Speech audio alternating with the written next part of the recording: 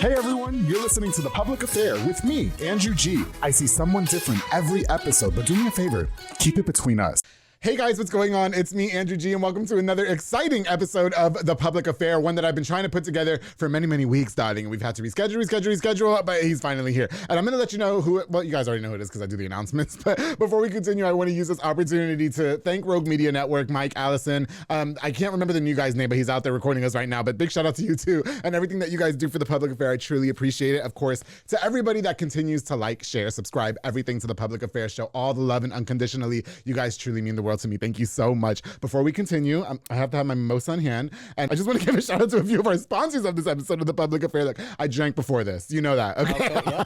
This episode is brought to us by Four Brothers Construction, my boy Joe Olvera, who provides custom home designs and renovations. He also focuses on roofing, remodeling, plumbing, tree removal, electrical work, and so much more, darling. Joe and his entire team of delicious men are building affordable dream homes for you. Call the number on the screen with my boy Joel Olvera, Four Brothers Construction, who has been a longtime sponsor. Thank you so much for all you do for me and the show, bro. Of course, the B&J Refinishing with my boy Frank Biza, who focuses on resurfacing bathtubs, counters, sinks, tiles, and more to original showroom quality. He offers 5-year warranty on most work and has the best prices in town. My boy Frank is definitely an entrepreneur. He also has inflatables, a mechanical bowl, margarita machines, tables, chairs, a foam machine, and so much more, making all your parties super duper lit. Let me tell you something. Frank is the epitome of a hustler. I love that guy. We've known each other since we were teenagers and we're total bosses now. Thank you so much for all you do for me, Frank. I truly, truly appreciate you. Of course, to David Santabañez with Alinea Real Estate. He's the #1 sales agent in his office. He's going to help you buy a home or sell your property. Make sure you follow him on Facebook at David with Alinea. I call the number on the screen, darling. For all your real estate needs, my boy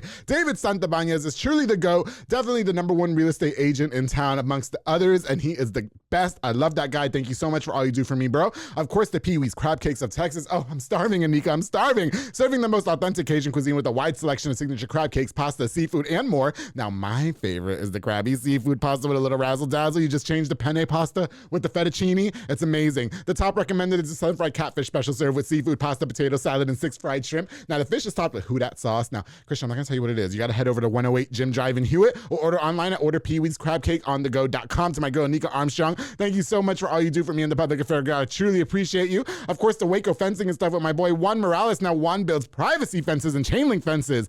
That's perfect for all that extra at-home privacy, down in case you want to walk around any type of way. He also does demolitions, build wood decks, stone patios, and gorgeous flower beds. You can contact him with the number on the screen for your consultation. My boy Juan is definitely the GOAT. I truly appreciate all you do for me, bro. Thank you so much. Also, huge thanks to Waco Made Granite by Jay Perez and Henry Flores. They offer amazing granite quartz, countertops, backsplashes, and so much more, you guys. They're perfect for rentals or if you're flipping homes or if you just want something new and you want something fresh looking, all right? You can also mention this ad for exclusive Public Affair pricing, darling. That's right. Only $37 a square foot for level 1 material. You can't beat that. Waco Made Granite has the best pricing, darling. Call the number on the screen for a consultation or follow on Facebook at Waco Made LLC. Jay Perez, Henry Flores, thank you guys so much for sponsoring this episode of The Public Affair. And of course, the Jimenez Bakery with my boy Enrique Jimenez. They're a local bakery specializing in a wide selection of fresh and affordable pan dulces, darling. They also have, oh my goodness.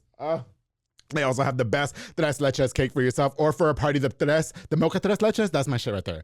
I'm a whore for the mocha tres leches cake. Now, if you have a different type of craving, you can also get a cup of fresh elote. You get their locations are at 1915 Dutton in Waco and 302 West Elm Street in Hillsborough. To my boy Enrique Jimenez, thank you so much for all you do for me and the Public Affair, bro. I truly, truly appreciate you. Thank you. All right, guys. Now, like I said, I've been really excited about having this next guest onto the show for quite a while. We had to reschedule once or twice. I got to take a sip for this one. Cheers. Reason why we're drinking mimosas is to pay homage from our first meeting. We had a business meeting, yes, a few weeks ago. No, probably like a month or two ago. Yes, and it turned into a very drunk, slutty time. And he is here to talk to us about his negative experience in the military, amongst other things, and how his life is going post since then. I am so excited to welcome Mr. Christian Lugo, Waco native, here on The Public Affair. How you doing, Christian, darling? I'm doing good. Yes. How about yourself, man? I'm feeling loosey-goosey right now. I feel like the first time we met, and then I found out you were married, so I had to close my legs. Well, I mean, I'm glad you did. I'm really glad you did. So like Andrew said, for sure, when we first met, I met him, and it was more of a business. It was supposed to be a business. It was supposed to be a business meeting.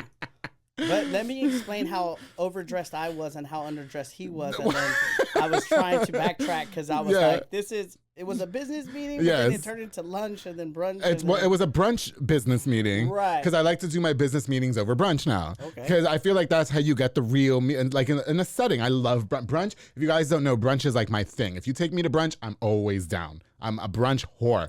And so when we met, yes, it turned into something else. Right. We didn't sleep with each other. Thankfully. Yes, I wanted to. But then he said he had a wife and she was picking him up. I was like, oh shit, hold on. Let me not fight. Because then I ended up meeting Rachel. I met the family. They were very kind. I loved them all. And you guys were so great. And I will say, we actually moved pretty fast. Yeah. Usually, nobody will meet my family because I'm a very reserved person. Okay. But as you can see, the mimosas, whenever we were drinking. That's it. Yeah, it just opened up a whole different person. The business meeting went out. It went out. It wasn't business anymore. And then after that, it was just pure pleasure. I know yes, it absolutely was. Now, you didn't give me the pleasure that I was seeking, but somebody else did, Christian. I will say that. Well, I'm glad somebody came that to my house and planted their seeds in my garden, and it was beautiful. We made music. Yes. I'm glad someone topped you off. They did. Thank you. Even though, yes. You're welcome. But you know what I thought was so cute, too? I cannot for the life of me remember what I did or said at Allie's Drive-In.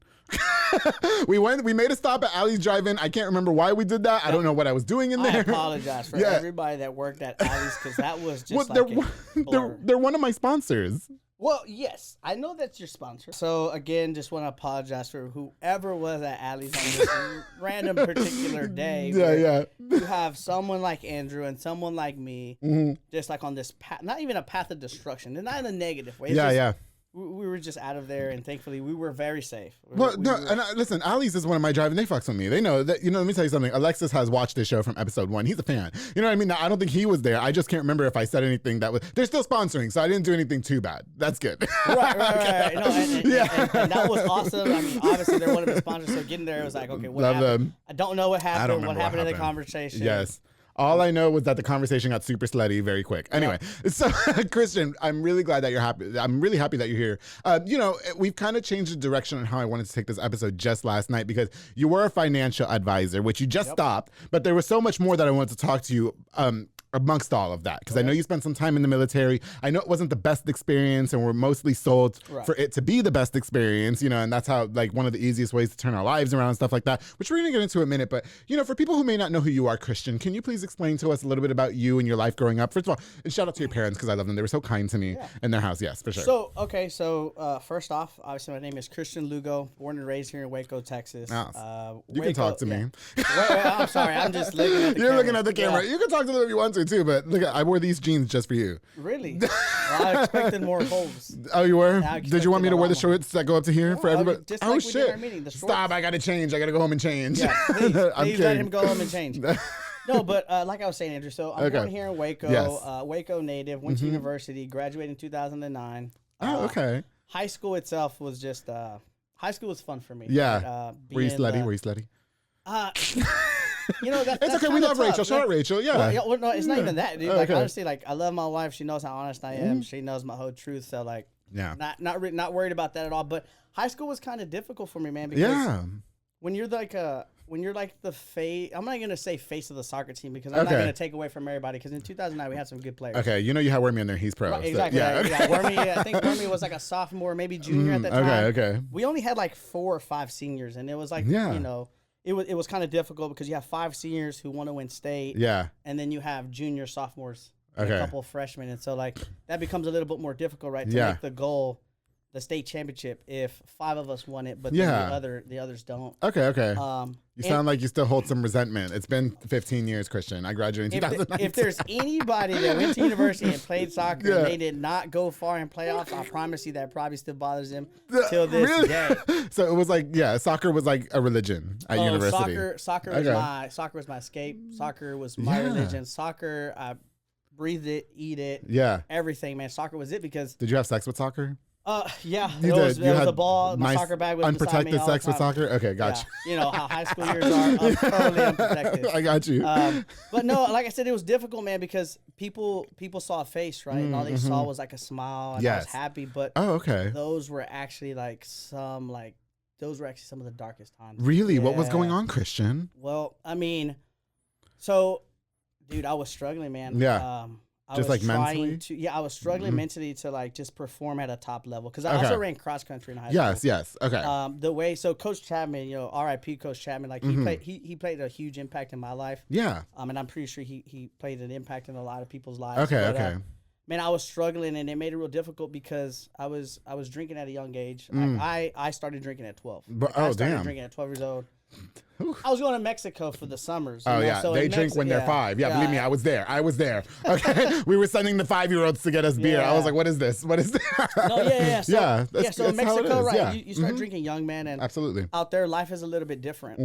And so I started drinking at a very young age, 12, 13. Okay, and then that also followed me. It followed me back, but my parents didn't know that I was drinking. Like they had no idea. You think they didn't know, or you think they were playing stupid? Because your parents don't strike me as stupid. They strike me as they know what's popping. Right. So I'm pretty sure they probably knew what was going on, but it was probably one of those awkward, like, man, we don't really want to confront it because if we confront it, then it may open this whole box of just unknown stuff. Okay. So maybe they just weren't ready to open that box yet. Yeah. And the reason why I think that is why I was struggling was because my dad, he almost passed away. Oh, wow. Whenever, let me see, I was probably in 8th grade. My brother I was in 6th grade. My brother was in 8th grade. Yeah. Or actually, he was in high school. I'm sorry. Yeah. Getting my dates mixed Whatever up. the details of time were. Right, but whatever the details, right? Where I apologize because obviously it's something very traumatic that happened in my life, and I can't put a date on it. But I found it very difficult because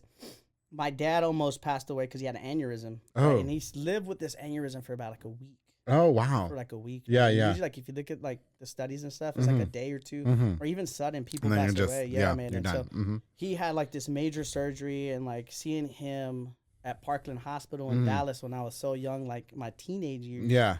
You know, that it fucked you up. Because I just almost lost someone who was very important to me. You know, sure. Like the only male role model that I know besides my grandpa, who passed away as well. Yeah. But when I almost lost him, I mean, it was kind of surreal because, you know, he was the only person that was he was the go-getter. He was doing that work. My mom stayed at home. Okay, got you. Took care of us. So like now that he was carrying the family, if you will. Right, yeah. Yes. He was he was the caregiver, man, and so like it was difficult because we lost that. Yes. You know, and seeing like this person who you think is strong and indestructible laying in a hospital bed with you know, stitches and cuts and can't talk, like that was difficult. That was hard. It was heavy for my mom, and it was heavy for us because we're still trying to go to school. Yeah. And then we didn't even know like where is the next meal going to come from.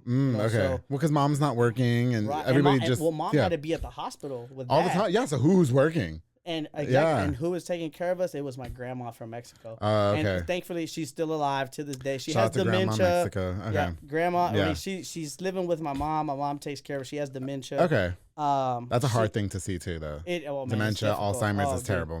It's terrible, man. Like my grandma sits there and she's like, "Hey, how are you?" And I'm like, "I'm good." And then she forgets and she's like, "Hey, how are you? And who are you?" And I'm like, "Oh, it's me, Christian." It's Christian. You know, I've been going to your house in Mexico. Alzheimer's runs in my family. Oh. And so it's a horrible disease to see somebody go through. Terrible, man.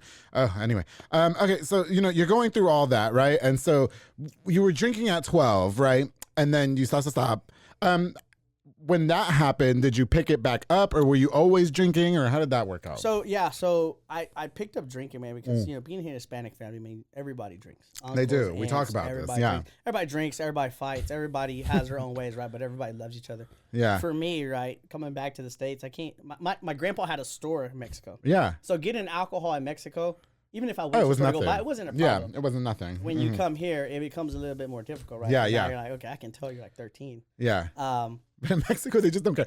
I know that's not anything to joke about, but it was so crazy to me that we were sending the kids to go get us our liquor and our beer, and I was like, what? And they're coming back with the six packs and everything, and I was like, this is like Mexico. First of all, beautiful country, beautiful country, but it's some different shit going on in Mexico. Dude, I'm telling you, it's because life is different, man. It's just so different. Everything is not handed to you, even to go to school.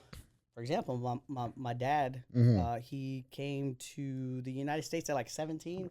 Okay. He only went to like middle school. Yeah. But like they have to pay for uniforms. They have to pay for supplies and stuff. And so his family at that time didn't have it. And so the dream, whenever he was 18, was obviously, I need to get across the border, get to the United States, and start working. And start a life. Yeah, for sure. Okay, got you. Did you ever feel like, with all that going on, not did you ever feel like, but how were you able to eventually overcome, your dad going through that? Because he's alive and well now. You know what I mean? Alive. Yeah. Kind of well. But okay. Yeah, so obviously my dad is still alive. He carries those scars with him every day. I think it was just watching how people around me came together for us. Okay. Because like I said, nobody was working. Grandma came from Mexico to take care of me, my brother, and my sister. Yeah. On top of that, we're all still going to school. So how are we getting to school? So I used to get picked up by a bus out there in Kendrick Elementary. It's where me and my sister and my brother used to go every day to get picked up. But once my brother got to high school, it was really just me and my sister. Yeah. So I think I overcame it again, just watching everybody get together. Okay. So you guys had a pretty good family dynamic. Well, for the most part. So yes. So our family did help. But mostly it was my teachers at my school. Oh, really? Yeah. Oh. That surprisingly just came out of nowhere. They did food drives, hand drives. For sure. And then, raise money and. Yes. And my teacher, her name is Robin McDurham. I believe she used to be on the Waco City Council. But shout out to Robin McDurham who helped out my family, and Miss Diabri. I apologize. Yes. I don't remember your first name, but the teachers really came together for our family, and this whole food drive and stuff. Yeah. They were always checking on us and taking donations to get my mom, because she was staying at Parkland, and the only thing that she was eating out of was a vending machine. So my mom was sleeping over there, vending machine, and so just watching everybody come together, man, I think it really helped me out so much. And that's how your mom is loyal too. She stuck by her mans. Oh well, hey, they ain't sticking by their mans these days. I am. I'm telling you, man. Mexico women are different, man. They all stick with their man through thick and thin. It's not like that's it. They sure will. Nowadays, you get sick and it's you in the hospital. All right, I'm out. Well, all right. For full disclosure, Christian, I'm not Mexican, but I'm very loyal too. Okay. Well, that's good, I am very loyal as well, darling. You know what? So did it affect you? Because you mentioned that, I guess back in the day you played soccer with the best of them. You know what I mean? And so was it affecting your performance on the field and stuff like that? Going through all this, and give me your glass while you talk so I can pour you up some more. Okay. Yes. So yeah, man. So it became difficult because. So when my dad had this aneurysm, my brother, he had to be in high school, and I think I was in middle school. Yeah. But I would hang out with my brother a lot and his friends, and then one of my cousins. Yes. He's a coach at university. What's his name? Ricky Perez. Oh, shout out Ricky Perez. Yeah, Coach Perez is a family cousin of ours, and so he knew that I was going to go to the school coming into ninth grade. Coach Chapman knew I was coming in, and there was a lot of good players already at university, right? Yeah. So I had this goal set in my mind that my freshman year I'm gonna make varsity. I'm gonna play. You're gonna play, yeah. Right, and so my first year, once I get to university, and I went to the old university, the one right here where that Bubba's and everything. Yeah. It was little portable buildings, wasn't it? Watching it get now it's this immaculate. It looks like a freaking college now. Dude. Yeah, it's watching beautiful. Watching it go down hurt me so bad. Really? I was like, man, maybe my son could go to that high school. Please, he can still go there. So okay, much. It's beautiful. Yes, of course. But no. So how I overcame it was. Putting in all my effort into just everything, right? I couldn't.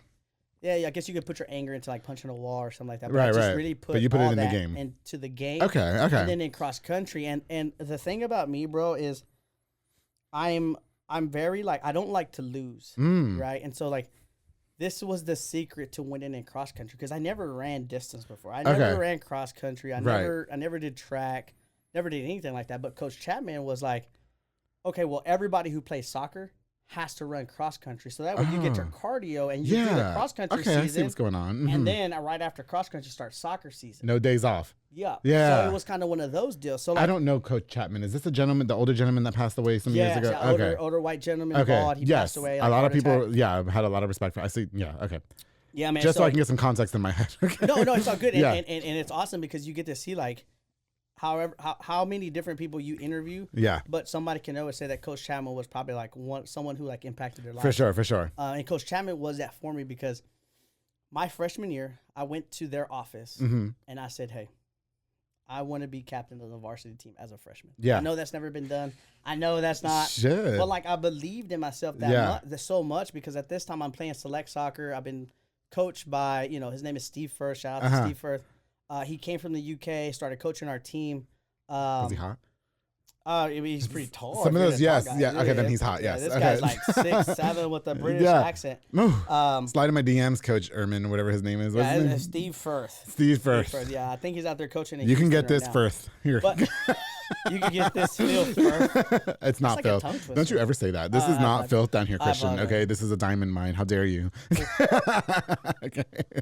No, okay, so coach first. So like I said, yeah, I went to them and I was like, hey, I want to be captain, blah, blah, blah, blah, blah. I knew that wasn't going to happen, but I really wanted to set the tone with the coaches. Yeah. Like, so they knew that, like, okay, this guy means business. Like, for sure. Hopefully they don't treat. I was like, hopefully they don't treat me like every other freshman, because it was like, if you're a freshman, you're going to be on JV. That's it. That's it. Okay. Right. And so, lo and behold, I ended up on JV. Yeah. And so, like, I'm pissed because I'm like, man, I'm so much better than this. Okay. So much better than this. But actually, I think it helped me out because I believed in myself so much that I think it took away from believing in the team. Right. So, like, you know, that, like, there's no I in team. Well, yeah, I was going to say, it sounded like you were very kind of full of yourself back in the day. Right, did it teach you humility? Right. Well, so, yeah, do you think that was their goal? Like, don't come in here trying to act like you hot shit. Yeah. 100%. Yeah. That was their goal because they know, looking at me, right? I'm at, what am I, like 15, 16 at this time? Yes. And I'm like, I'm trying to make a statement to these grown men. But they also know that he's trying to make a statement. We need to make a statement back. Okay. And put him in his place by not letting him be it. Because if we let him be on varsity, then from then on, I win that battle every day with the coach. Well, and it may have been a test of wills, too. Like, let's teach him at a very young age that, you know, you have to work for something like that. Right. You don't get to come in here and say, you make demands. You know what I mean? And people don't learn that in life. They don't. People don't want everything handed to them. Right. People don't. But my grandpa, who, again, played a very important role in my life as well. My grandpa, his name is Samuel Zuniga. For sure. Like, I spent a lot of time with him in Mexico. I spent a lot of time when he came to the United States. Okay. So he brought me up on humility, but it was also just believing in yourself. Because some people confuse confidence with what's that word? Arrogance. Yes. Or cockiness. Cockiness. People, people will say, well, you're cocky, but it's like, well, I'm cocky because I believe in myself. Right, for sure. You can take it that way, but I really do believe in myself that I can really do it. Yeah, for sure. So the coaches, they shut that down immediately. I was on JV. But what I learned on JV, I always try and take everything like, okay, I'm going to learn something from this experience, right? And so what can I take out? And it was more like, okay, let me focus on being a good captain to the guys on JV. You know, I want them to be better. I want us to be good. And it was kind of taking myself out of that mentality of, it's not just about me; it's about making others better as well. For sure. And so come my sophomore year, now I'm on varsity. Okay. Sophomore, junior. Okay. So you were a pretty lit soccer player. Yeah. That's everything. Okay. I mean, I was pretty good. You were pretty good. It sucks because everybody will say, "Well, I was pretty good," but I was pretty good. Yeah. I would say that I was pretty good, man. I had an opportunity to try and make it out, but everybody has that story of trying to make it out, and then they don't. I don't know why with this podcast I've become so involved in the soccer world. Dude. I don't know what happened. Because you work with soccer guys. I guess I do. And let me tell you something. I love sometimes going to the soccer games because they be fine as fuck. Not the guys. I'm talking about the other guys. Oh, I was gonna say the girls, but okay. No. I don't go watch no girls play no damn soccer. I thought girls. Yeah, no. Anyway, you know what, Christian? I want to fast forward. So I want to get right into the Navy. Okay, so you went to the Navy. Okay, and when we were talking on the phone, I didn't want you to give me. I don't like it when they give me like the answers to everything because I like to get everything on the show. And so you were saying that it was a pretty toxic environment for you to be in. So I will say, yeah. So I joined the Navy at 24. Yes. At this time, let's see what was going on. I had graduated from MCC. I got like a certificate in computer information systems. Yeah. And I applied for this position at like this Walmart distribution center. I was already working there. I was working on the floor. Yeah. Doing no, you were working. You were going to college. And I was going to college. And then finally, once I got that degree certificate, I applied for a technical coordinator position, which is, office. You're in the office. You're in AC. That's with Walmart? With Walmart? Okay. With the distribution center. Okay. And here's the thing. My dad worked there as well. Oh, sweet. Yeah, so I can't work with my family. Fuck that. Well, I thought the same thing, but me and my dad didn't see each other because one thing that affects me a lot, right, is I don't like working with family because I don't like seeing my dad work hard. Because I feel like I need to go help my dad. Okay. So like I would leave like my position. Yeah. Go check on my dad, see if he need anything. For sure. And then come back. So when I applied for the job, and they were moving me into the office, man, that kind of hit me because I was like, on hot days, my dad is still going to be out there on the trucks. So it's bothering you because you're seeing your dad work too hard, but you're working with your dad, and you don't feel like he should be working as hard as you. Is that what you're thinking? Yeah. Okay. If it was up to me, man, I wish my dad could just retire, relax, and then Is he still working now? Still working now. He's still working now. Maybe that's just installed in him, though. Well, it is. Yeah. He's always worked like when he got here, like he started working at Fleetwood. Fleetwood in the early '90s, when my dad used to say, like Fleetwood, like I don't even know. I don't even know what it is now, but it was like hard work. Yeah, for sure. Like, I don't know what they do, frame a house, build a house, or build trailer homes, whatever. But something difficult. Yeah, dude. But these guys, like my dad loved working with his hands, and man, like I would work with him, like at home doing home projects. But like, dude, I was never good with like grabbing a drill and like. I'm not for the tools. I work with a bunch of technicians as well at my full time job, and I'm very much like best dressed at my full time. You know, I work with a lot of the soccer guys. But okay, so you're doing that, and then military. Right. Yeah. And then after that, I'm sitting there at my desk, man, and this thought just comes to my mind. Like I've always wanted to serve. Okay. I always felt like I owed. Man, this still sounds so weird. But so in World War II, right? I was so interested in World War II. Okay. And I seen how many people lost their lives at so young. Okay. And so they like knowing about that, like so young, and then reading about it, and it's like, man, these people went to war. They gave their life for their country. Like that's something bigger than them. So you wanted to follow suit. So I've always carried that. And then finally when I graduated, and I was sitting there at my computer, I was sending like an email. Yeah. And then something just was like, this is it, man. This is your life. Working Tuesday through Friday, getting paid pretty good. Yeah. And you sit in the office and you chill all day.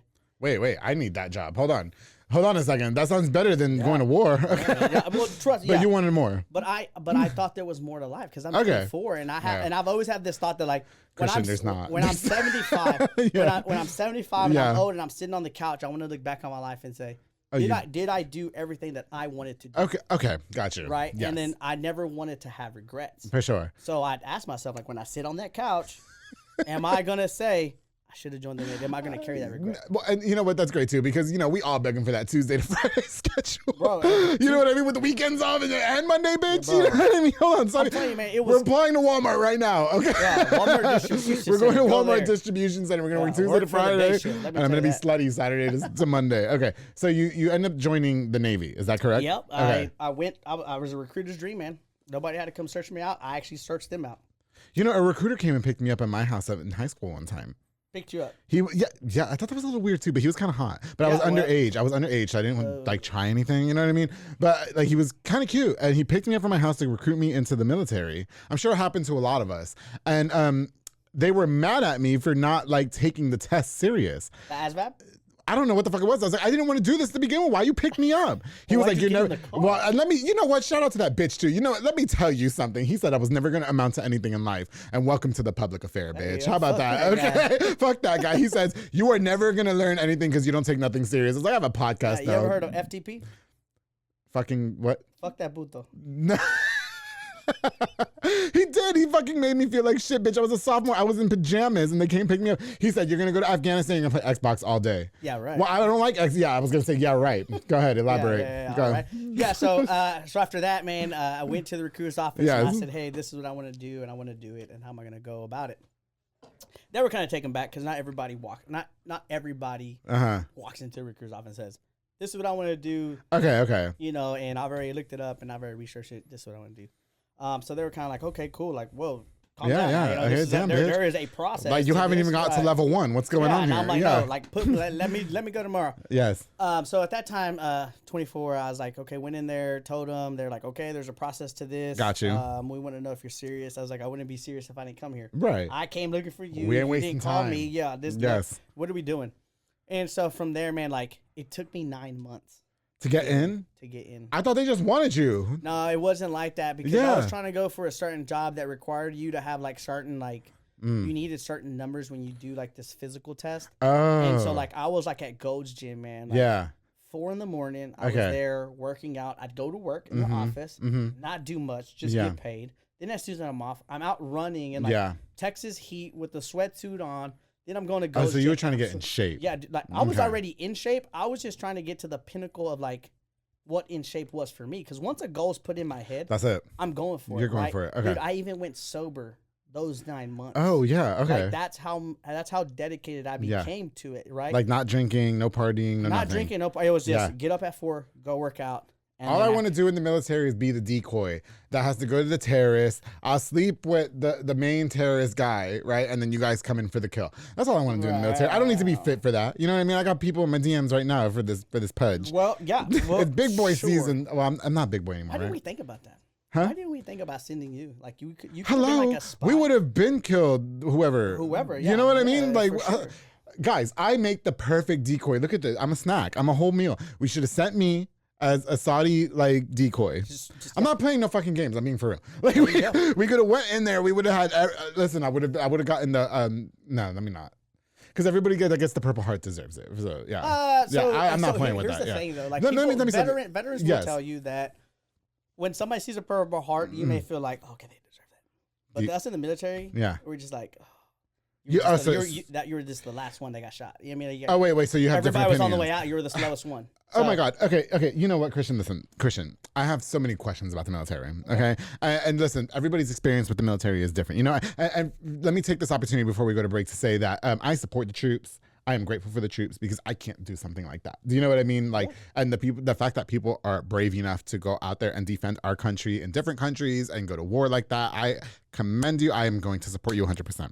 I just, full disclosure, I just want to say that. Before I start making jokes, because I'm going to make some jokes. You know what I mean? And people like you. You know what I mean? Yeah, and that's the veterans. The veterans. Absolutely. Us veterans, man, we have a different, what is it? We have a different, the way that we talk to each other is very different, right? Yeah. We may say something to each other like, hey, what's up, motherfucker? And somebody may take that different. Yeah. But somebody like, when you're in the military, can be like, hey, what's up, motherfucker? So if I go to the military, they're going to call me a bitch and a fag? They probably will. But they don't mean any, but they don't mean I'm joining the public affairs canceled. But they don't mean any, but it's like not any harm. It's like they accept who you are. They're just going to give you a nickname off of that, but it's like no harm, no foul. I want to be Sergeant Fag. That's all I want to be, is Sergeant Fag. And sent me in as a decoy to sleep with the enemy and then snipe them.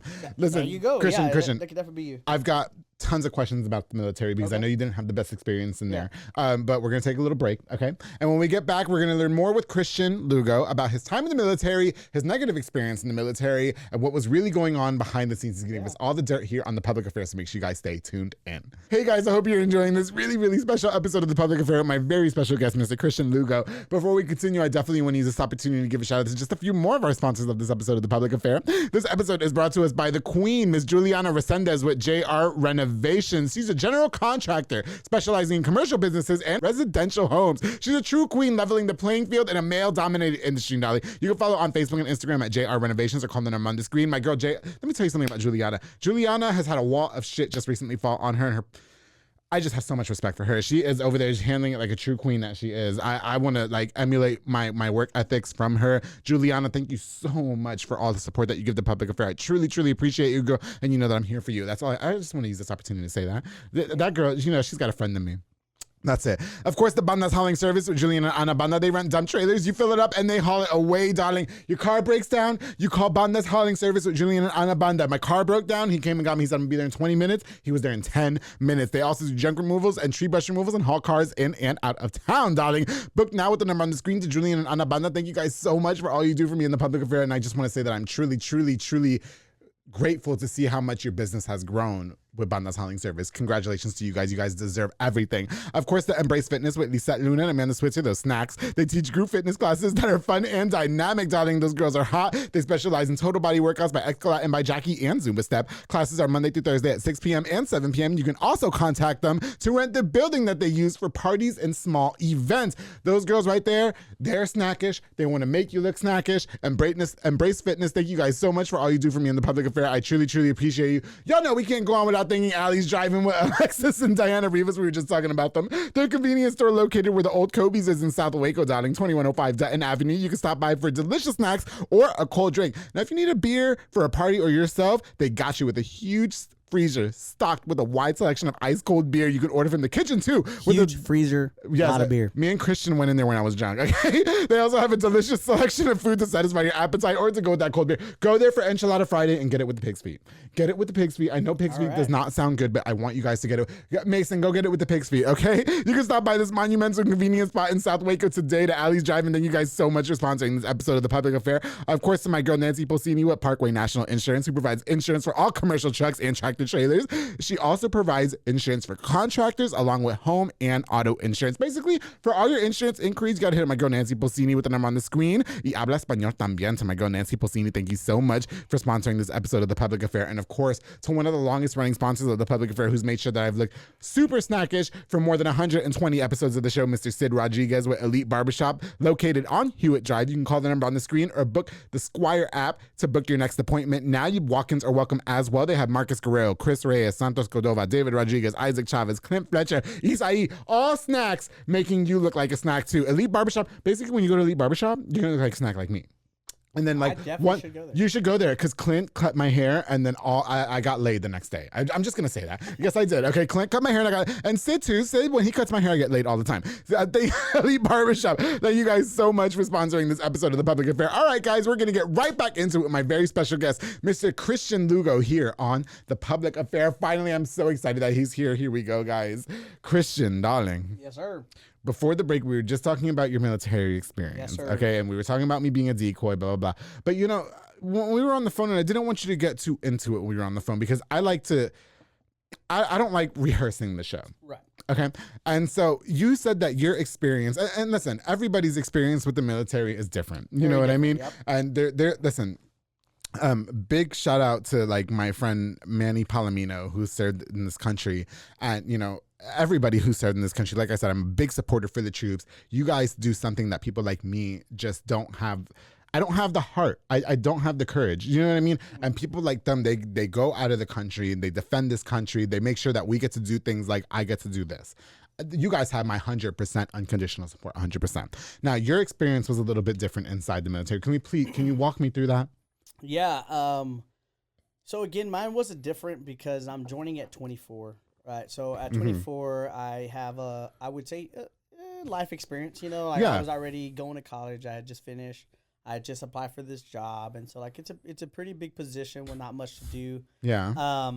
So I joined the military, right? And then the big shock for me, it was tough because I was the first person out of my family to join the military. Okay.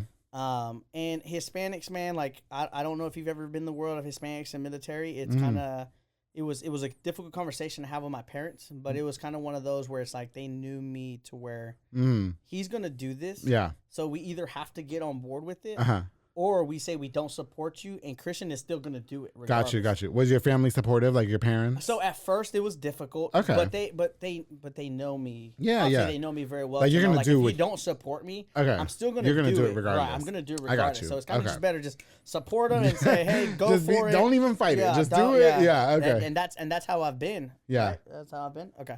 So, who's next to you? What's going on there? I can't tell you who's next to me. If you can't see him, then sorry, man. Is that your imaginary friend? Yeah, it is right here. Is he cute? Sitting close to me, she is. She's cute, nice. Bitch. Sorry, I'm over here like I'm just touching the air, man, dude. Looking ass. What is in the mimosas, dude? It's Andrew G's special recipe. Right, you know what's cute? He's talking about it's like a Jeffrey Dahmer moment because we watched the Dahmer documentary. Yeah. Listen, I'll do everything except kill you. Okay, or I'm not gonna drug you or kill you, but absolutely, when you come to my house and we're drinking, we're fucking. Absolutely, I don't give a fuck. You're not coming to my house and drinking, and we're not fucking. That's not gonna happen. Okay. All right? Yeah. Okay. Anyway. Noted. But so I'll sit over there next to you if you want me to, Christian. Okay. I mean, hey, dude, it's okay because I'm over here just grabbing. No, air. Rachel will fight me. Rachel looks like she's quiet, but she's deadly too. She looks like she'll fight. Man, she is like the complete opposite of me, man. Like when I talk about introvert and extrovert. Yes. Two opposites. She was so kind though. Shout out to Rachel, girl. I love you. Yes, that's it. She is the whole angel in this. That's it. I don't know how in the world I haven't gotten in trouble, and that's all due to her because she keeps me like very in check. She keeps you in check. Okay, dude, got you. I tell you, man, like I should have been in jail so many times, and I'm not. That you know, you got a loyal bitch behind you, and that's what's wrong with you bitches. Y'all ain't loyal. That's what I'm talking about. Bitches like Rachel's loyal. Man, she's loyal. Rachel, come get her man. When we were at brunch, she came, made sure that she took the car from her man. Yeah, she sure did. You ain't driving. She met us at the house. I drove him. I don't know how I drove him, but I did. Anyway, we're getting off topic. Okay. So you're 24 years old. You joined the military. Right. Okay. And so you're thinking, you know, a lot of people are not that they're supporting you, but they're like defaultly supporting you. They're just like, you know, this is what's going on. We're going to have to accept it. It was difficult because them being immigrants coming into a country, it was difficult because they're like, hey, the country doesn't even want us in here. They don't even like us. Oh, that's their view. Okay. Right. And it was like, they don't, the country doesn't like us. They want to kick us back to Mexico. Okay. But you're telling me that you want to go die for this country that doesn't want us. Okay. So that was the dilemma with my family. And I told them, I was like, look, I've always had this sense of purpose to like just serve. Yes. And I've always wanted to do the military. Now, I didn't do it at 18. I never was in NROTC, never was in JROTC or anything like that. And so I think once they heard like what it was about, I think they were kind of like, okay, this isn't just, he doesn't know what's going on in life and he's going to go do it. It was more like, this is something that has been thought about. This has been something on his mind. Yeah. And I told you, for me, man, that vision of like being so old and sitting on the couch and looking back on my life and like saying, well, did I do everything that I wanted to do? Yes. Okay, I did. Right. I did. And I don't want to have in Mexicans, we call it like a espina, like a thorn in our side or like a thorn in your foot. Yeah. You have to get that thorn out. Like, sácate la espina. You have to get it out, go do it.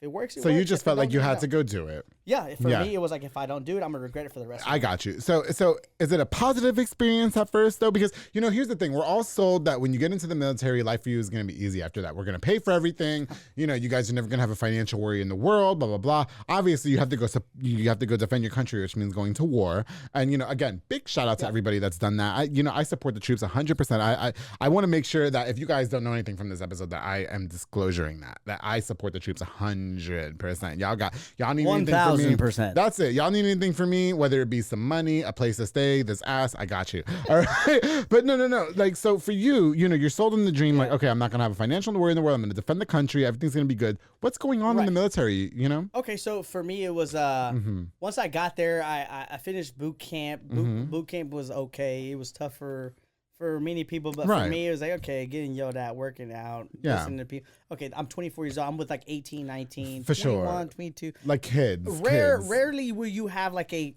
27, 28, 30-year-old. It's very rare. Well, at that point in our life, we ain't trying to do that shit. Right. Yeah. Trust me, I met a guy who was 35, ended up in the military. 35? Yeah, at 35. Is that cutoff age? That's like right cutoff. So he got in at 35, cut off. Because just life wasn't going right for him. Okay, nice. So he got in. So, hey, no harm, no foul. Good guy. That's it. Okay. So for me, it was like I got there, and then I think the biggest, shock for me was having someone who was younger than me be in charge of me. Okay. Because I'm 24 years old. I'm a grown man. But you're telling me this 22-year-old who has higher rank, right? I'm in E3. This guy's like an E5. And he's like, hey, you know what I'm saying? Like, you need to do X, Y, and Z, and you need to be home. You need to be back in the room by 8 p.m. That is your curfew. And I'm like, 8 p.m. I'm like, whoa, hold on, like that's when the side piece is coming over 8 p.m. What are you talking about? And trust me, the military knows that like we like to drink, so they put bars on base. We had a bar on that base. So, like, for me, I'm trying to go to that base. Dude, Pensacola. In Florida? In Florida? Yeah, go to Pensacola. Oh, here I come. Stop the cameras. Pensacola. I'm going to Pensacola right now. That's Pensacola. Where my man's is. Okay. Man. It's called Portside, man. And let me tell you, man, on that, dude, I close my eyes because I have so many embarrassing moments at that place. Oh, wow. You got people who were just in boot camp. Okay. Right? You haven't touched alcohol. You haven't got wild in a month and a half.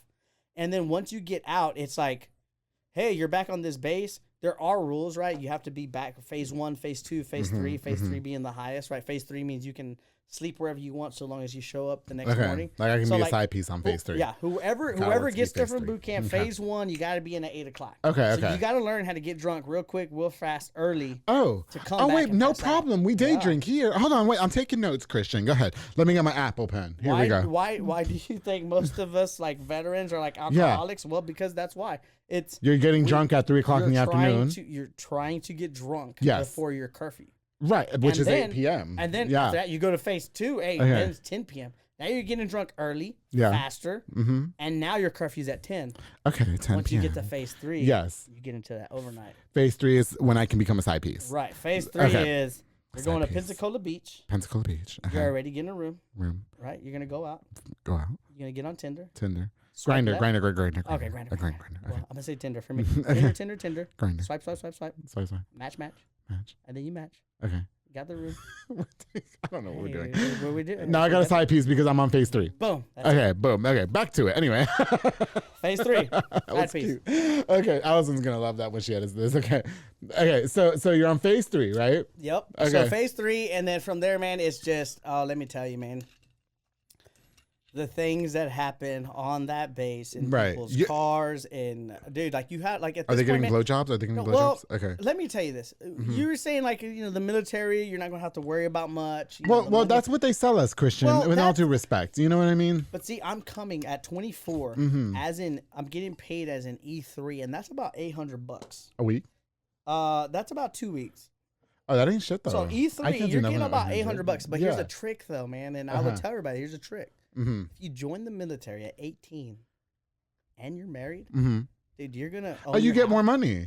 Yeah, that's why my cousin married so young. You get money. On top of that, you're 18. Then you own a house. You have a mortgage. Then that puts you ahead of the game of every other 18-year-old, right? Okay, got you. But that 18-year-old is probably going to make a career out of the military. Yeah, so for sure. He's going to do his 25 years, his 20 years. And then, he's going to be in charge of someone like me who's 24 that has real life experience. But do you think that it was a pride thing for you? Because you even said that when you were in high school, you had a difficult time like settling for less and, all that jazz. I wouldn't say it was pride. It was more trying to get back into the mentality of, I no longer make my rules as a civilian. Okay. Someone else is now making those rules for you. Okay. Right? Yes. No, go ahead. So, and once you start realizing that every single rule and everything that's coming, like, you have no control of your life or your time. Gotcha. And that's where the negative portion came in from, because I joined with no family. Like, me and Rachel, I think at that time we were separated. Yeah. Like, we've been together since we were 17, and then I think around 24, 23 is kind of when we separated to try to figure out who we were, because we were together for so long. Yeah, and it happens, right? Yeah, for sure. And that's something that I'm glad that me and my wife can talk about now openly, because back then, man, like if me and Rachel tried talking about this back then when it happened, dude, like, dude, I'm aggressive and I'm upset, but like we're so past that, and we've been so past that we can look back and be like, man, we needed to go through that for sure to make us so much more stronger. Absolutely. You mentioned in your time in the military that they were kind of desensitized, for lack of a better term, to the outside world. So you mentioned that you struggled a lot with alcoholism. You met some people that were struggling with depression, and your personal experience, again, because I want to talk about your experience. For full disclosure purposes, this is not how the military is. This is Christian's this perspective. is my experience, right. Okay, so you felt like in your time in the military that they were very desensitized to those issues. So what was going on behind the scenes? So what had happened is once I got through Pensacola, got through the school and everything, you get to your final like permanent duty station. That's what they call it in the Navy. Your permanent duty station. Once you get there, like this is where you're going to spend your time. For mine, it was a school, and in that school, man, like. It's exactly like college. Like you have a whole bunch of you put all these like young kids, right? And I say young, I'm 24. Yes. I ended up meeting somebody who's a little bit older than me, but like you put all these people in this group. Yes. And then what do you expect, right? We drink, we party. Yeah, like, you guys are we young. We show up on time. We still show up on time. Hungover. Oh, the kids ain't doing that these days, Christian. Right. They're not doing that these days, bitch. I'll go to work at the time I'm supposed to be there, drunk as fuck. Mason, take notes, because I know you're young. Okay. Yeah. Hey, Mason, Mason, take notes, man. Take notes. All right, dude, I'm telling you, dude, because and that's one thing that we were doing, man. We had barracks. They gave us a place to stay for free. Yeah. Nobody was checking on us in this barracks, and like we have 2 rooms, and I'm talking about like me and my buddy. Shout out to Anthony Harper. We both struggled with alcoholism together, though. Okay. But like we were just bad for each other, because as soon as we got off on Friday, it was like you buy a 24-pack, I buy a 24-pack. So y'all were influencing each other. Yes. And I feel bad because now we're gonna get into your alcoholism in the military, and we're drinking mimosas. Are you an alcoholic today? So I would always I tell my wife this, and I accept it. It's like, well, I would say that I'm an alcoholic, because I can drink socially, I can drink to get crazy, I can drink to forget everything. But I would tell you, man, surprisingly, like now, I would say that I'm not an alcoholic, because now I've moved into like the CBD Okay. And, like the THC. You like the gummies. You were mentioning the gummies. Dude. Are you on gummies right now? No, not at all. You said you were going to bring the gummies. Well, I said I was, but I wasn't. I wanted to have respect for you, for your show. To do this. Like, I had Giovanni the King. Kind of sober. Bro, I had Giovanni the King on the show. He was eating his THC cookies. Like, get out of here. Yes. Oh, okay. I don't. Shout out to Giovanni the King. You're doing such great things, but I don't know what the fuck was going on. Well, like I said, for me, I just, for respect for your show, out of you. I appreciate that. I was like, you know, even though I'm a drunk, slutty mess right now. No, yes. But see, and the thing about me is I would never turn down a drink. Like, if you offer a drink, I take that more as like, okay. Like that's a respecting, right? Like somebody's offering you a drink, you take it. You take it. And then you drink it. Yeah, I'm and just pouring him up the most. But in your time in the military, like you mentioned that you told him that you were an alcoholic. So what was the response that you got? Oh man, like that was like my darkest days because I moved on from that school and then I got to my actual command. And so my mom, man, this is so sad, dude. So my mom, she had cirrhosis of the liver. Of the liver, okay. Yeah, and so when I left for the Navy, I think my mom was just like barely getting checked for cirrhosis. And then once she got wind of cirrhosis, then she started her sobriety process. Okay. But then... So she was drinking? She was. Yeah, she was drinking. Okay. So after my dad had the aneurysm, then my mom picked up drinking heavy. Okay. And my dad... No longer. My dad used to be the drinker. Right. And then she became the drinker. He became... It was like coping for her, though. Yeah. Right. Shout out to the mom, though, because she was so kind to me. Yeah. And so, very strong woman. And I will shout out to my mom. Her name is Rosie Lugo Zuniga. She wants you knows that she would want everybody to know that she is a Zuniga because apparently back in the 80s, that was like Zuniga was like... Yeah. You know, y'all can't tell Rosie nothing, though. I met Rosie. I love that woman. Yeah, Rosie will throw hands. Rosie will throw hands. Rosie will throw hands at you. I know she is older. For her grandkids, for her kids. Okay, but she was thinking of drinking, so you're in the military. She's got cirrhosis of the liver. She got cirrhosis of the liver. I'm getting this news while I'm in the Navy. And again, right, your time is no longer your time. Somebody controls your time. For sure. So once my mom started getting sick, that's whenever like I didn't know who to reach out to. I didn't know who to talk to. Like, and I'm not gonna say that was like on my command, the place that I was at. I didn't know these resources because they gave us these resources, but it was almost like the people that were in those positions, I felt like I could not go talk to because in the military.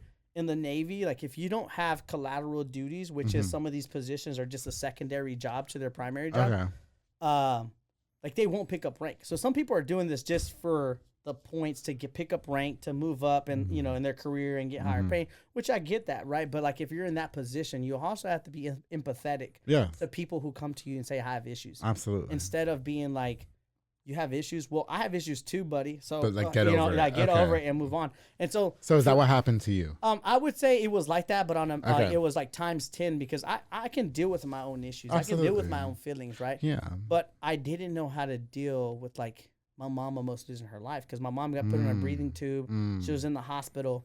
And it was like, what am I doing in Norfolk, Virginia right now when my mom is like going through this when I should be in Waco, Texas? And so I can't just be like, hey, I bought a plane ticket to Waco, Texas to go see my mom. You have to like ask for permission. You have to ask for permission. Okay. But the military would tell you that the mission comes first. So if we have exercises, we have something going on, and you need to be on that because you still have to get qualified in your job. You have a job, you have to get qualified in your job. And so I started falling behind the qualifications because I started drinking. I didn't know how to cope with my mom. I didn't know how to talk about it because coming from a Mexican family, you don't talk about issues. For sure. You kind of walk away, you deal with it on your own. That goes back into mental health. Like we talked about on the show. Like as Hispanics, we're not allowed to talk about that. We're not mental allowed health, to, man. Yes. Like we're definitely going to touch on that subject because I think mental health is not talked about as much as it should. Okay. And I see myself doing that with my kids, right? Like even right now, and like Jeremiah's about to be 4 in November. Junior's he's already 6, about to turn 7 in July. And I try to talk to them as grown adults. I try to understand their feelings. For sure. And so for me, man, like once my mom was going through that, I didn't know how to cope with it. I didn't know where to go. And so like the first thing I did was I reached out to somebody that I work with. I'm not going to say his name because they're still in the military. They're still doing things. Yeah. And I reached out to someone who I thought was like, they were above me. And I was like, you know what? At this time, I'm in E5 now. So I'm a second class in the Navy. I reached out to a first class. And I'm like, hey, man, because they teach you, right? Go to the next person above you. And I was like, hey, I've been drinking like 4 days straight. By this time, I have a cast on my right arm. I have a cast on my right arm. I've been drinking for 4 days. I don't know what's wrong mentally with me. I'm trying. I woke up that morning and I talked to Rachel and I was like, hey, like, I don't know what's going on. Something's affecting me. I think I know it's my mom and her cirrhosis, but I don't know how to cope with that. I don't know how to deal with it. Right. So you're turning to drinking. Right. And so like, I started drinking because drinking makes you forget everything. Drinking makes you forget the pain. If you're drinking, you know, when you're sad and someone breaks up with you, we did at Allie's Drive-In. Like, right. I don't remember, but they're sponsoring, so it wasn't that bad. Exactly. Like, I didn't sleep with anybody. Here's the worst. Here's the worst thing, man. Like I resorted to something that I saw when I was younger, everyone resort to. Which was? Right, which was alcohol. Alcohol. Right. Okay. My uncle broke up with his girlfriend, alcohol. Alcohol. My mom is mad as that, alcohol. Okay, you know, so on and so on, alcohol. So I went to alcohol but that's what I saw. But when you told the person, I'm an alcoholic, like I'm drinking profusely, they were just like... It was like, okay, meet me at, it's called Tim Hortons. We call it Timmy Ho's. Meet me at Tim Hortons on Norfolk Base. Yes. We're going to talk about it. And I'm like, okay, good. I'll okay. somewhere. And so you guys talk about it. We talk about it. And he goes, all right, man, let me tell you what I do when I drink. Because now I'm realizing that he's an alcoholic as well. Okay. So he's like, I give my wife the keys. And I can't drive to go get beer. And I was like, oh, that's cool. But I live down the street. I live down the street from a store. Yeah. So if I give my wife the keys, I know I can walk. You can walk to Allie's Drive-In and get some ice cold beer from their big freezer. There you go. You can walk to Allie's. And in my case, in Norfolk, it was like a 7-Eleven. Yeah. So once you realize, okay, well, that's not going to work. He's like, well, what if you just drink 12 beers and that's it? I was like, no, you're not listening to me. Yeah. Every time that I pick up something, like, I'm going to go 100 miles an hour. Okay. Because I want to forget and I don't want to feel You want to forget what's going on. Right. Yeah, for sure. And then little by little, I started realizing that, okay, he's not here to talk to me about me. He's here to talk to me about how I can continue to be productive for the military, for the Navy, for our job, for our aspect. Yes. And once I started picking up on that, then I was like, okay, this isn't. And in respect, he was being desensitized to your personal issue. Right. And so for me, it was like, okay, well, once I caught wind of that, once I catch wind of somebody not wanting to, not listening to me in my most vulnerable moment, you're done. I'm like, okay, that's it. You're done. And I tell him, I was like, you know what? That's cool. That's it. You know, this conversation didn't go where I thought. He's like, okay, that's cool. But I let our chief, everybody in the Navy is going to know, like, the chief mess is like a E7 and above. So I'm an E5, and there's E6s, which are first classes. And then once you get into the E7, E8, and E9, they become chiefs, senior chiefs, and master chiefs. And, like, even at that level, man, like, it was so toxic because the people that were in those positions for me to seek help were also in my job, and they were my leadership. Okay. So then once they caught wind that I was having issues, it almost put me to the side. Like, I felt like they were putting me to the side. Yeah. And said, hey, if you don't want to do this anymore, you don't have to do this anymore. Just go. Okay. Become someone else's issue. Yeah. So then what did I do? I immediately ran and I left that job. Yeah. And I became someone else's issue. Right. And once I became somebody else's issue, I'm like, okay, I'm on the upside, right? Like, I got rid the people that weren't listening to me, that didn't believe what was going on, or didn't even want to help me out. Like, I'm away from them. So I thought that was a positive. Right. And then I come here to Texas. I go to San Antonio. I go to this school. And my first week there, I got kicked out on a Friday. Wow. Yep. And I can speak openly about this because there's people that are still in the Navy that will support me and back me 100%. Yeah, for sure. Once I got there, man, I guess there was this rule in fine print that was like, you can't go 15 miles outside of San Antonio. And at that time, I hadn't seen my family about a year, a year and a half. I mean, you're a few hours away. So I'm in San Antonio, so I'm like, I'm just going to go home. And I'm not doing nothing bad. Let me tell you, we were coming, as a matter of fact, it was around this time because I remember the fair. I drove from San Antonio, picked up my family. We went to the fair.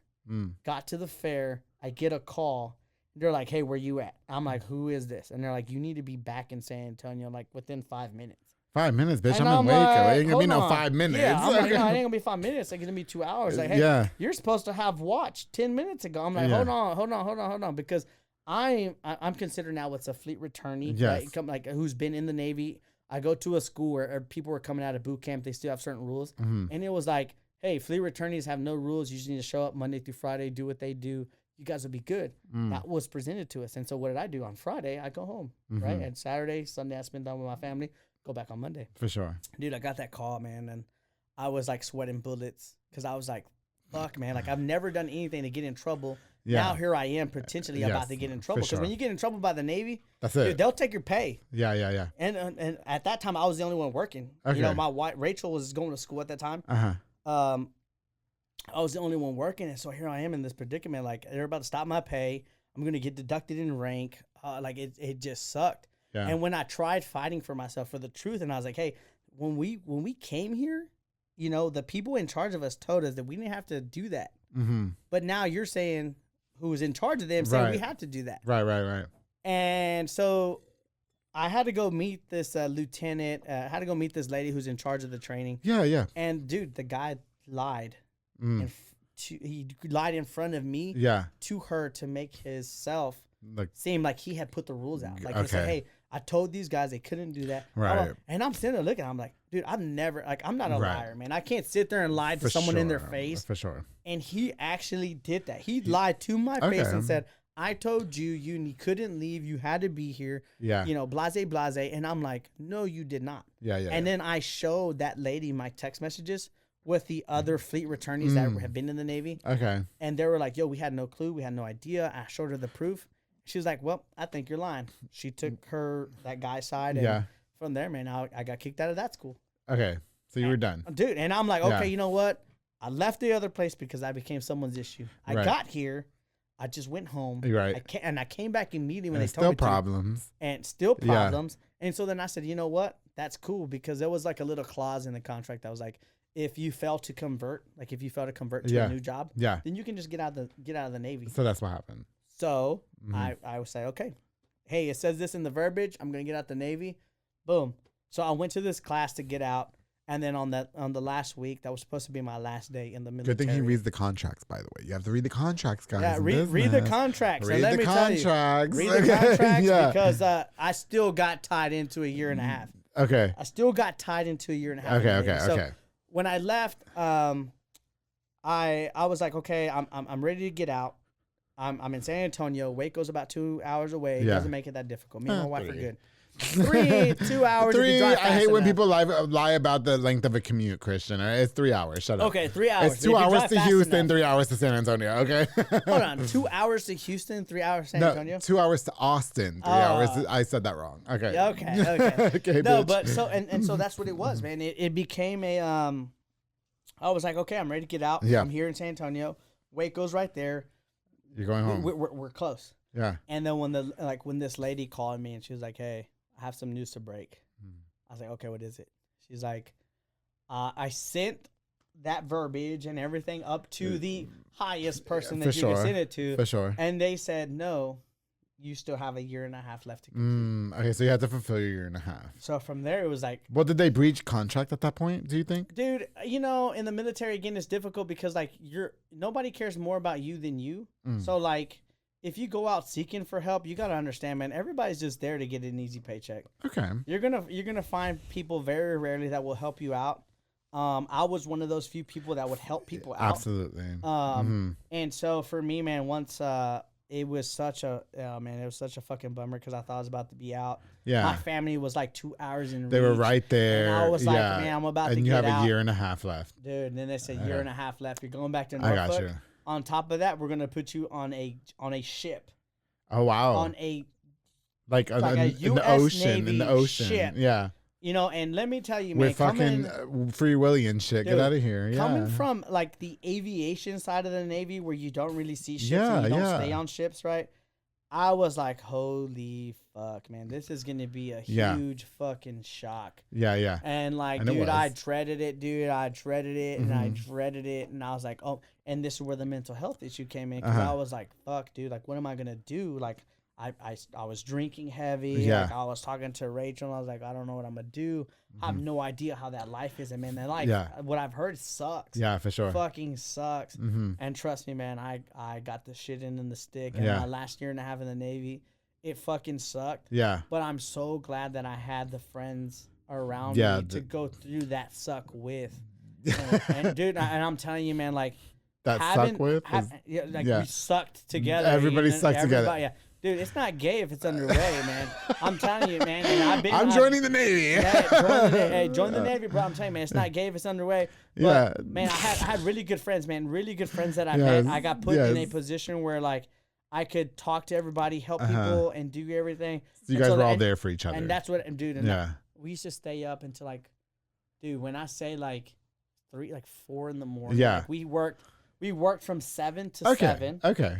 On top of that, we stayed up late to just talk about our own goals and what we wanted, because we knew that we had like about a year in the Navy left. So y'all were all each other's support system. Dude, like, man, when I say that, like, in the military, you like your battle buddy. I know that sounds gay as fuck for like all the vets, but like your battle buddy, like the friends that you make, and like everybody that's going through the suck with you. Yeah, like you appreciate them so much more, because you're like, man, like when I leave my wife and my kids. Yeah.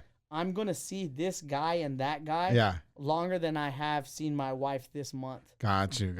And so, man, like, shout out to Michael Manzo and Ian Epping, man. Those guys are my best friends. And also Anthony Harper. Like, we plan so much, man. And we dream so much. So that was like your Klingon to battle with the issues that you were dealing with. Right, exactly. Was them. Okay. Right, exactly. And I moved. I was still drinking. Yeah. But I became a functional alcoholic. Okay. So, like, I can drink all day long, and then I can still wake up at like 4 o'clock.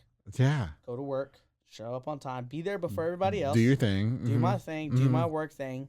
And then when I go home from work, I'm like, hey, hon, I'm going to stop at the store and buy a 12-pack. Do you need anything? Yeah. Let me get some Cheetos and some Skittles. Yeah, okay, cool. From Ali's Johnny. And then from there, dude, I get my 12-pack. That's it. Crushing.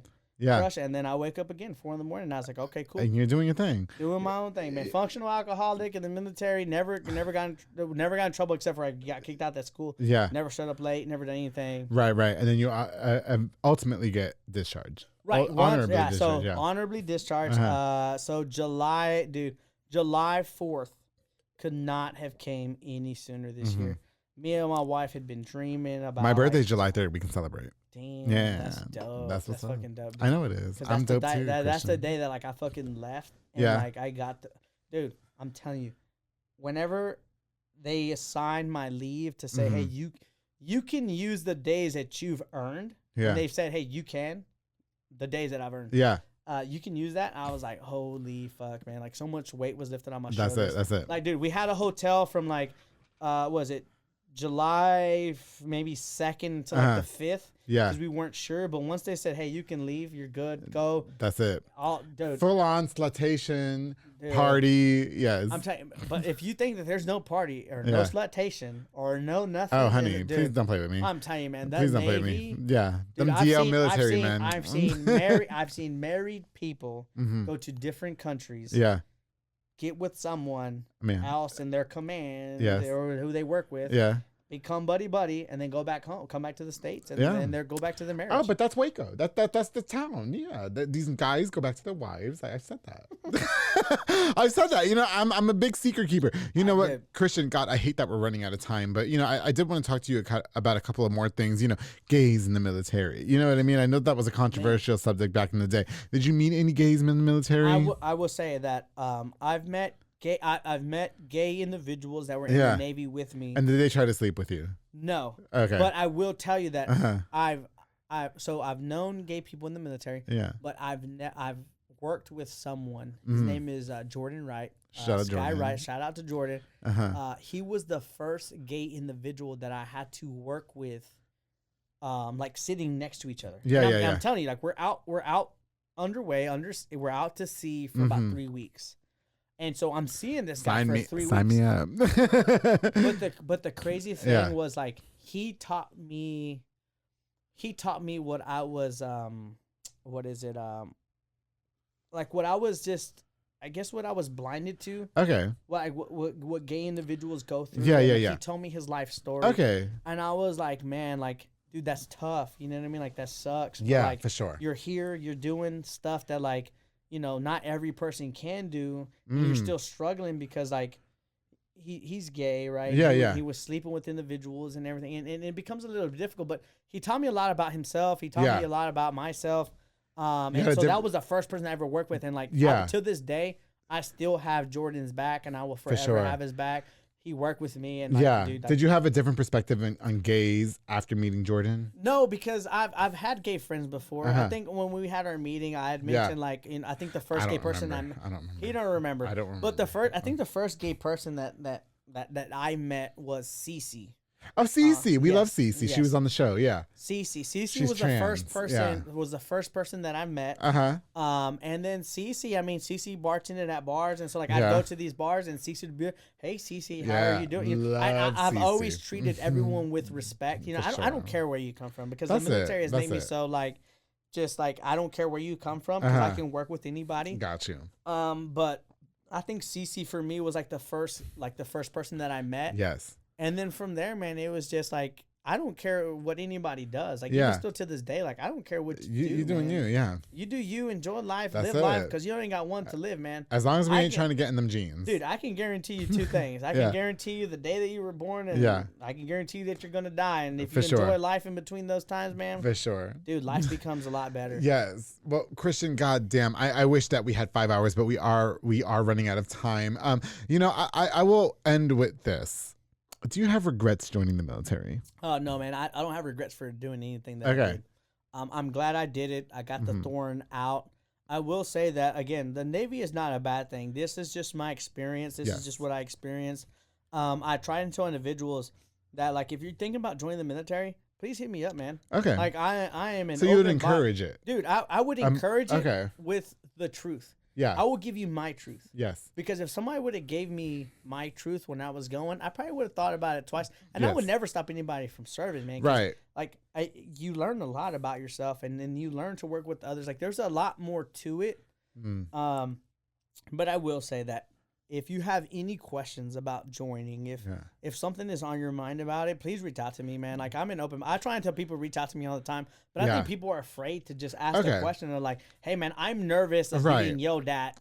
How do I deal with that?" Yeah. Okay, that's a normal thing. But you want to promote a sense of advocacy to join the military, because at the end of the day, these people that join the military, they do a service for us. You know what I mean? For this country, to defend this country and everything. So even with your negative experience with them being desensitized to your alcoholism, your depression, there was a story of suicide that went on. Which for the respect of the family, I just. Yeah.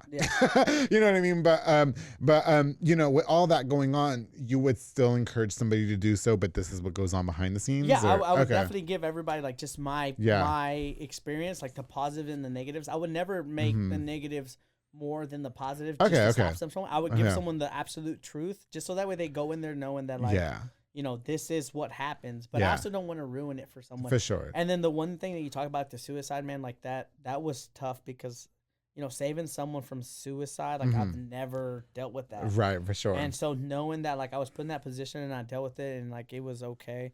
I was till this day, man, homeboy is okay. He's doing good. He's good. He got out, thankfully. For sure. That's just touchy for me. Yeah, man, I definitely get that. But But I would, again, I say big shout out to him though. I'm glad you did that. Yeah, for sure. And he was in the military too. So he was. Yeah. Yeah. Okay. So with all being said, with your negative experience and everything going on, so you would still encourage somebody to do so. You would just tell them about your story. You want to promote advocacy within joining the military and everything. What's going on with your life now, Christian? So you were a financial advisor. Now you're not doing that anymore. You just got. You were discharged honorably from the military. So what are we doing now, Christian? What's going on before we wrap up? So me and Rachel, our finances and generational wealth became very important to us. For sure. And so I wanted to pursue that career in being a financial advisor, because I thought, I was so I'm gonna naive. pull the mic to you closer. There you go. I was so naive to the fact that when someone needs help, you can't make them you can take a horse to the water, but you can't make it drink it. Exactly. So I was I know you need help. Let me help you understand that I'm trying to help you. And that's where my frustration was growing, because the first people that I went for was everybody in my Facebook. Okay, got you. And yeah, because you called me. Dude, and I was so, but here's the thing though. I was so naive, because I was in the military for 8 years. Yeah. So people that I was reaching out to, they hadn't seen me in 8 years plus. Yeah. Yeah. And so me reaching out to people, I attacked it with the sense of knowing they could potentially think that this is like spam, you know, yeah, some like type a scam. of like scam them or whatever. Mm-hmm. And I really wanted to come off as personable, but I really tried to attack the people. I'm not even gonna say attack. That is the worst word. He called me. I looked up his Facebook and I was like, oh, he's hot. I'm definitely calling him back. Well, yeah. So it was more like I knew you had a podcast, right? And I was like, okay, well, I want to get to Andrew because I know Andrew has like many connections. Yes. And so once I got to you, you know, as open and as nice as you were, like I was really surprised.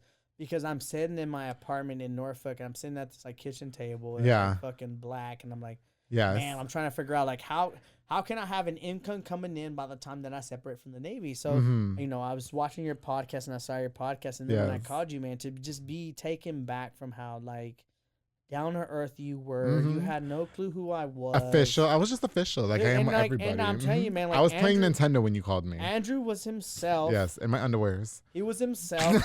and like I said, man, like I think that's real cool of you, man, because thank you. I've always told you, and I told you over the phone, I was like, you give people like me a voice. Yes. That's struggling through stuff that maybe people didn't even know that I was struggling with. Yeah. But you're the voice for us, and you're the voice for like Waco, for just someone every day like us to just come out and come on the podcast and explain our issues. Because people can look at me and be like, man, high school, man, this guy was good at soccer, but they didn't know that I was struggling. That you were struggling so much more, right? Because it was still like there's like domestic violence, and there was so much more that you get into, man. And I went to Coach Chapman. Yes. And the reason why I want to say this is because Coach Chapman played an important in my life in my role because I never broke down in front of anyone. And the first person that I broke down in front of was Coach Chapman. Okay. And I called him and I was like, hey, Coach, like he was in my avid class. I was a senior. He came out. And dude, like I broke down crying and he's like, what's going on? I'm like, my mom's an alcoholic. You know, Dad's dying. And like dad was like dying, like, you know, and then how do I deal with this? I'm supposed to be this high performing athlete, and what am I doing? You know, and then like, dude, like he cried with me. You know, Coach Chapman, you know, as tough as he was very sentimental, and like he cried with me, and he's like, what can I do to help you? And I was like, well, I don't ever want to be taken away from my family, but it's just this was the cards that I was given was alcoholism, domestic violence. Right. And he helped you get through all that. Dude, and also mental health, man. Because when I was in high school, dude, not like there was never a time that I didn't think about killing myself when I was in high school. Wow. But so to be like because of everything that was going on. Because of everything that was going on. And I was like, man, like my life fucking sucks. Dude. Yeah. And to this day, man, like I wear this watch, dude, but if I take off this watch, man, like it literally hides the scars from where when you were cutting I tried to kill myself. Wow. Okay. Yeah, dude. And so that's something that like only Rachel knows, but like I'm willing to share with you and especially your podcast because mental health is very serious, and I contemplated suicide like at a very early age. Right. And I always like, dude, I would think like, man, I'm in high school. Like I did the you remember at Midway University did those car crashes? Yes. Yeah, because I went to Midway. Dreams. What's it called? I can't remember what it's called, but they did the mock car crashes with the drinking and driving. So actually, my senior year, I was a part of one. You were part of that, okay. Yeah, and so I was the one that died in a car crash. And so, like, dude, like, struggling with my mental health and then seeing how people would react. Yeah. If I was like it completed the circle for me. I got you. But I never took it that far to take my life. And so, dude, like it's just, dude, mental health is a struggle. We've talked about it on this show. You know, I have to give a shout out to Dominic Villa, who was probably one of the first guests that I've had on this show, who comes from South Waco, Latin American guy, who touched on mental health, and you're doing so as well. You guys are from the same area of the city. You know what I mean? You know, Christian, would you say life is going good for you now, though? I mean, you're a father of 2 boys. Yep. You're married to a beautiful wife. You know what I mean? So how's life for you now? Dude, what's next for you? So, like I said, life for me has changed because after doing 8 years in the military, I can proudly say that I am a 100% disabled veteran. Yes. So I will be retired from this point forward. Yes. So I will I will get a check every month. Yeah. And it puts me in a weird predicament because it's now I'm in control of my life. Okay. Right? So now I get to do what I want to do. For sure. Right? So I enrolled into UTA.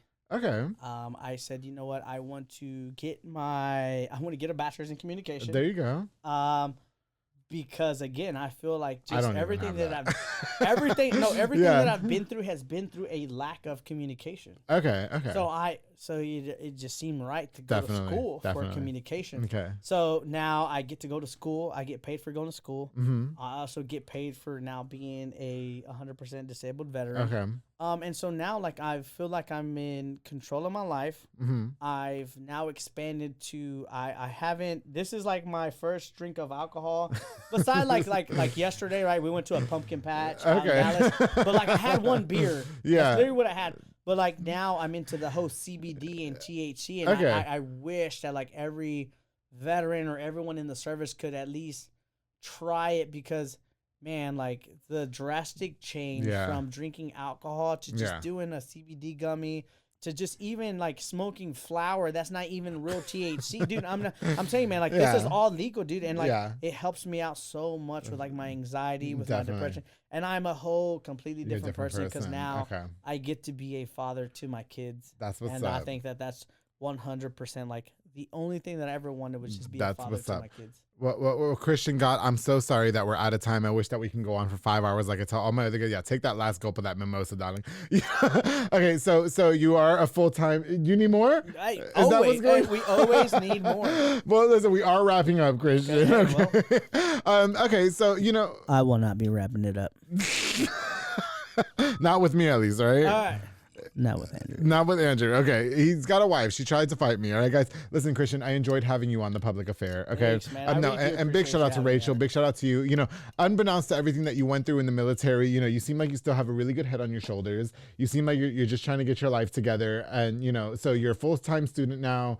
I just wish the best for you, honestly, in the future. I think that you're a great dad. You're a great person. Everything that you went through in terms of, your dad's illness, what your mom went through mentally, everything that you went through in the military, you still were able to overcome all of that. And you're still like the great guy that you are today and that we all know you to be. You're a father of 2 children. You're married.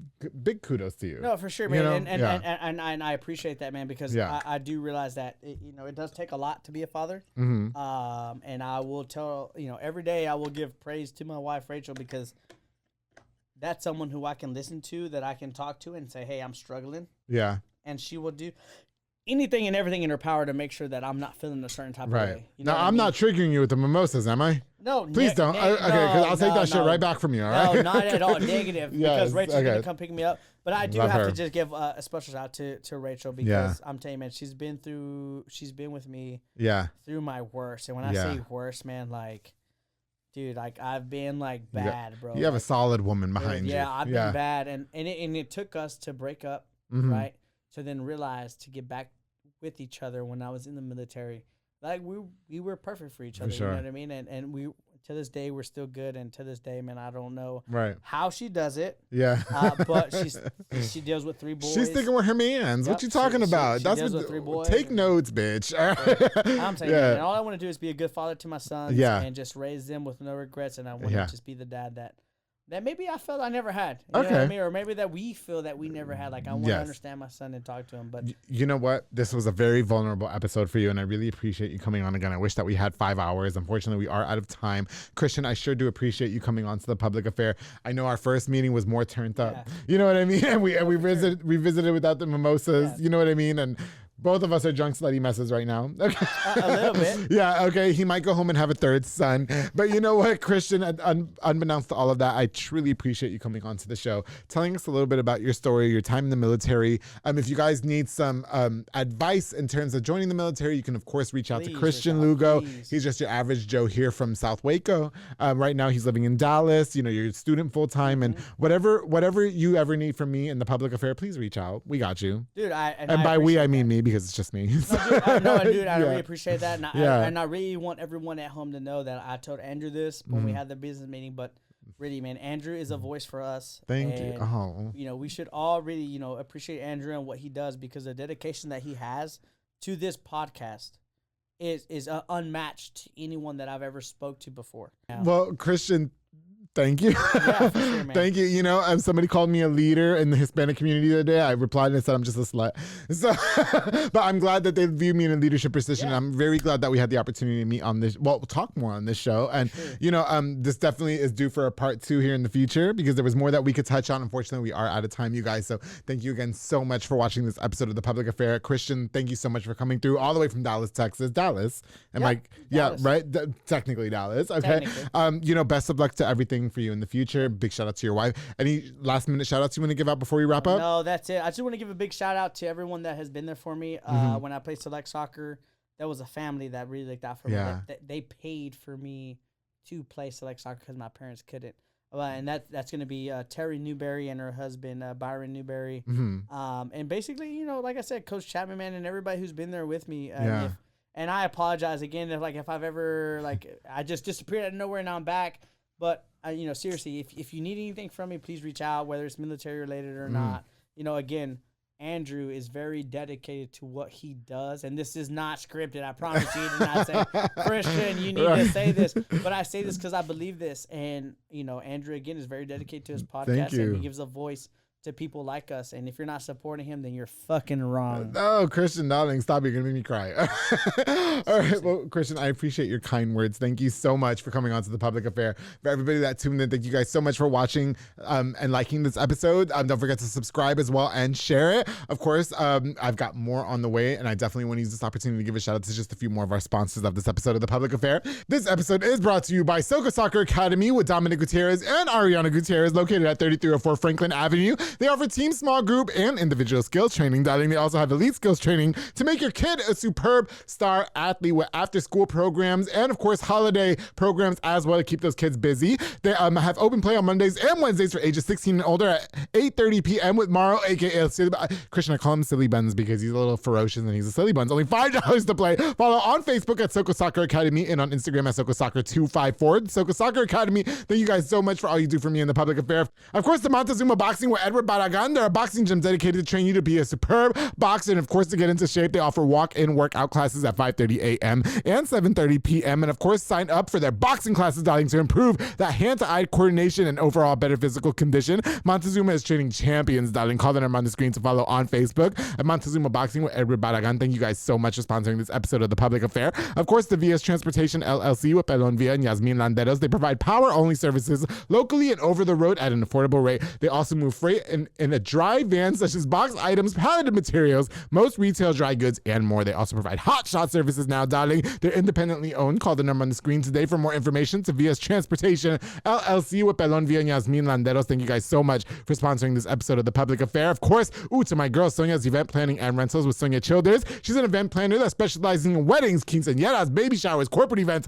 and so much more. Now, she's booked and busy. She's appointments only, darling. Take the stress out of planning your event off your shoulders by reaching out to her for a consultation at shoulders1994@yahoo.com or call the number on the screen to Sonia's Event Planning and Rentals with Sonia Childers. Thank you so much for sponsoring this episode of The Public Affair. Of course, to Pollo Boxing Audio with Jeffrey Monreal, home for all your LED needs and auto accessories, installation of stereos, door speakers, and audio systems. He also specializes in building custom subwoofer enclosures and much more. Definitely your jack of all trades and your one-stop shop to get everything done in one roof. Now, you know, Jeffrey put those stars in my roof in my car. Absolutely gorgeous. It's sexy. Jeffrey Monreal is modding your car, pimping your ride. Jeffrey, thank you so much for your longtime sponsorship of The Public Affair. And of course, the Fat Boy Michelada Botana with your boy Junior Banda, who provides the best Michelada Botana plates for yourself or for a party with a menu of a ton of different items, including Botana bowls, chamois, pickles, and more. Locally operated, so make sure you get the best and not the rest. You order enough, he's going to deliver to you as well. Follow on Facebook and Instagram at Fatboy Michelada Botana and place your orders now to Junior Banda with Fatboy Michelada Botana. Thank you so much for sponsoring this episode of The Public Affair. I truly, truly appreciate you, bro. Of course, to everybody that tuned into this episode of The Public Affair, thank you guys again so much.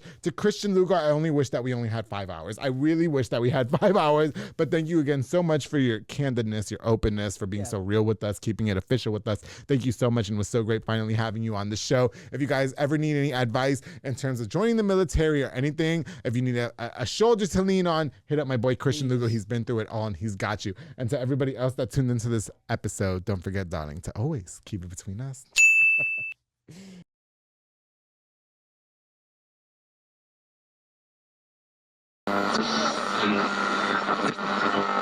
Which one off? This has been a Rogue Media podcast.